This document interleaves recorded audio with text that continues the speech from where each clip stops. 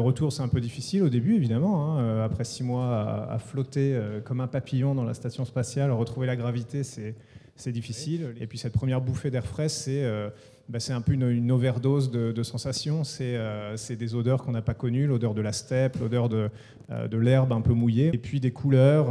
Moi, j'avais l'impression que c'était un peu comme tourner le contraste de la télé au maximum, en fait, comme regarder la télé avec le contraste à fond, parce qu'on n'était plus habitué à tout ça. Et ça m'est pas arrivé qu'à moi, je le vois chez tous mes collègues. On revient avec cette conscience vraiment aiguë de la fragilité de la Terre.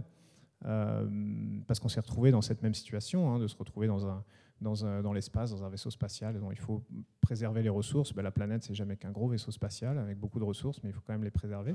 Et oui, ça m'a donné envie d'inciter les gens à faire plus pour l'environnement. Et quand je vois des décisions comme les décisions du président américain, on ne va pas parler de politique, mais je vais me faire taper sur les doigts. It is time to exit the Paris Accord. C'est irresponsable. Mais oui, mais encore une fois, c'est pas l'exploration spatiale. Ce qui compte, c'est que ça continue. Mars, ce qui compte, c'est qu'on y aille. Que ce soit moi, que ce soit quelqu'un d'autre, c'est pas tellement important, mais c'est qu'on y aille, c'est que l'Europe, que la France fasse partie de cette aventure-là, parce que les bénéfices sont incroyables pour la société, je pense, et puis parce que c'est l'aventure humaine qu'il faut continuer du mieux qu'on peut.